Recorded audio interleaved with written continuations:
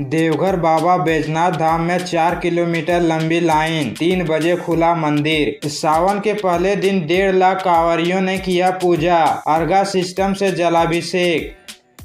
देवघर के बाबा बैजनाथ धाम में सावन के पहले दिन ही कांवरियों की भीड़ है। कल सुबह 3 बजे मंदिर का पट खुला। कांच, जल स्नान और पारंपरिक सरदारी पूजा विधान से भगवान भोले की पूजा की गई। इसके बाद अर्घा से जलार्पण शुरू किया गया। जलार्पण के लिए कांवरियों की कतार तड़के सुबह बरमसिया चौक तक पहुंच गई है। लगभग 4 किलोमीटर तक शिव भक्तों की गूंज से इलाका गुंजायमान है। सभी कांवरियां कतारबद्ध हो कर बाबा का जय घोष करते हुए निरंतर आगे बढ़ रहे हैं। हजारीबाग का ओसिस स्कूल पहली बार बना नीट का सेंटर। 701 बच्चों ने दी थी परीक्षा, 22 को मिले 600 से अधिक अंक, 7 स्टूडेंट्स की negative marking. NEET paper leak मामले में सुर्खियों में आया हजारीबाग का ओसिस स्कूल के रिवाइज्ड रिजल्ट पर सबकी नजर थी। सुप्रीम कोर्ट के आदेश के बाद दोबारा रिजल्ट जारी किया गया। इस परिणाम के साथ ही ओसिस स्कूल का परिणाम भी सामने आया है। जारी रिजल्ट के आंकड़े बताते हैं कि सेंटर पर 701 छात्रों ने परीक्षा दी थी, जिसमें केवल 22 छात्र ही ऐसे हैं जिन्हें 720 अंक की परीक्षा में 600 से अधिक अंक मिले हैं, जबकि 4 छात्र ऐसे हैं जिन्हें 670 या इससे अधिक अंक प्राप्त हुए हैं। जो आंकड़े निकल कर सामने आए हैं उसमें सीरियल नंबर 468 का एक छात्र ऐसा है जिसका सर्वाधिक अंक 687 है। वहीं इस स्कूल से सर्वाधिक अंक एक छात्र को मिला है, उसे 720 में 696 अंक हासिल हुए हैं।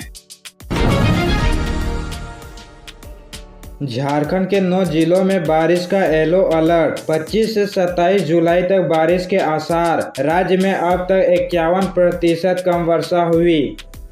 कल से सावन की शुरुआत होते ही झारखंड में मानसून का असर एक बार फिर दिखने लगा है। रांची, देवघर समेत कई जिलों में सुबह हल्की बारिश हुई। कई जिलों में सुबह से ही बादल छाए हुए थे। मौसम विभाग ने कल राज्य के 9 जिलों में बारिश का येलो अलर्ट जारी किया था। जिन जिलों में भारी बारिश की संभावना है उनमें पाकुड़, बोकारो, हजारीबाग, लोहरदगा, सिमडेगा, रामगढ़, सरायकेला, खरसावा, पश्चिमी सिंहभूम, रांची समेत राज्य के कई जिले शामिल है। इसके अलावा मौसम विभाग ने प्रदेश में 25 से 27 जुलाई तक भारी बारिश का येलो अलर्ट जारी किया है। राज्य में लगभग सभी जगहों पर बारिश के आसार हैं। मानसून सत्र के दौरान फिर गरमाया सरना धर्मकोड का मुद्दा। लोहरदगा सांसद सुखदेव भगत ने बुलंद की आवाज। नई दिल्ली के संसद भवन में सोमवार को मानसून सत्र चल रहा है। इस दौरान एक फिर सदन के बाहर सरना धर्म कोड का मुद्दा गरमा गया है। लोहरदगा लोकसभा क्षेत्र से निर्वाचित सांसद सुखदेव भगत ने अविलंब सरना धर्म कोड लागू करने की मांग की है। वह अपने एक तख्ता लिए हुए जिसमें जनगणना कॉलम में सरना धर्म कोड लागू करने की बात कही गई है। वह इससे पहले भी पार्लियामेंट के विशेष सत्र में भी सरना धर्म कोड की मांग उठा चुके हैं। कोडरमा में लोहा लदा टेलर पलटा, 2 की मौत, 1 गंभीर रूप से घायल। कोडरमा जिला के रांची पटना मार्ग पर लोहा लदा ट्रेलर पलट गया। इस हादसे में 2 लोगों की मौत हो गई है, जबकि 1 गंभीर रूप से घायल है। घटना सोमवार सुबह कोडरमा घाटी के पास स्थित नौवा माइल पर हुई है। मृतकों की पहचान मुन्ना राय 40 वर्ष, पिता योगी राय बिहार के मोतिहारी निवासी है, और पांची लाल राय 48 वर्ष, पिता बुधन राय बिहार के हाजीपुर निवासी है। जबकि घायल का नाम रमेश यादव है, वह बिहार के पूर्वी चंपारण जिले का रहने वाला है। जानकारी के अनुसार ट्रेलर नंबर W15C5919 में बंगाल से लोहा लोड कर बिहार ले जाया जा रहा था। इस दौरान कोडरमा घाटी नौवा माइल के पास एक ट्रेलर अनियंत्रित होकर पलट गया। हादसे में ट्रेलर पर सवार तीनों लोग बुरी तरह फंस गए। जबकि इसकी सूचना स्थानीय पुलिस को मिली तो वह तुरंत ही रवाना हो गई। इसके बाद वहां पर पहुंचकर क्रेन की मदद से तीनों घायलों को बाहर निकाला गया। गांव के गांव उजड़ गए, आदिवासियों की रैली में बोले बाबूलाल मरांडी। कांग्रेस ने भी किया पलटवार। झारखंड भाजपा के प्रदेश अध्यक्ष मुख्यमंत्री बाबूलाल मरांडी रविवार को भू माफियाओं द्वारा रेती जमीन की लूट के खिलाफ मोहराबादी मैदान में विभिन्न आदिवासी संगठन के धरने के समर्थन में साथ बैठे और उन्हें संबोधित किया। मरांडी ने कहा कि सरकार के संरक्षण में आदिवासियों की सैकड़ों एकड़ रेती जमीन पर कब्जा किया गया है। कांग्रेस सरकार में बड़े पैमाने पर विस्थापन हुआ, गांव के गांव उजड़ गए, लेकिन विस्थापितों के पुनर्वास की चिंता नहीं की। उन्होंने आगे कहा कि विस्थापन के कारण आदिवासियों की जनसंख्या घटती गई, जो इसके लिए गुनाहगार है। वे अपने आप को आदिवासियों का हितैषी बता रहे हैं। भू माफियाओं के साथ साथ लैंड जिहाद, लव जिहाद के माध्यम से आदिवासी समाज खतरे में है। असम में बाढ़ से मचा हाहाकार, 100 से ज्यादा लोगों ने गंवाई जान। मदद के लिए आगे आए झारखंड के सीएम हेमंत सोरेन।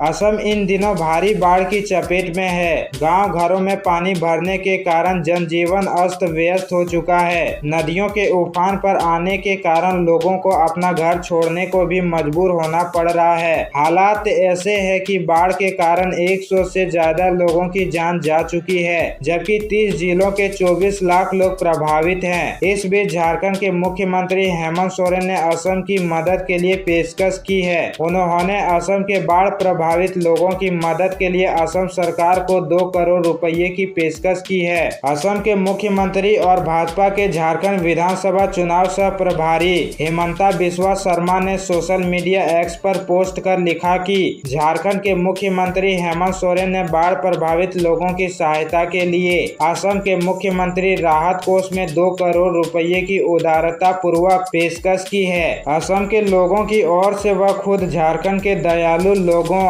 और मुख्यमंत्री की उदारता की गहराई से सराहना करते हैं। आनन फानन में हटाए गए रामगढ़ के SP doctor Vimal Kumar, town थाना प्रभारी भी निलंबित।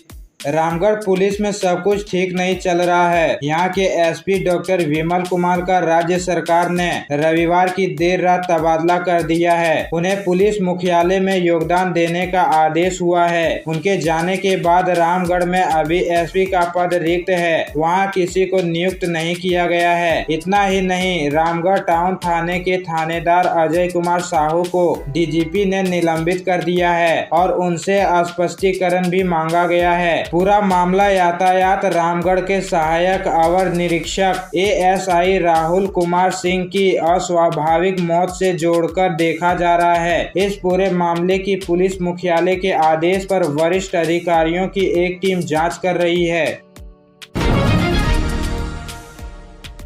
कांवड़ रूट की दुकानों पर नेम प्लेट जरूरी नहीं, सुप्रीम कोर्ट ने यूपी सरकार का फैसला रोका। कहा भोजन शाकाहारी है या मांसाहारी यह बताएं।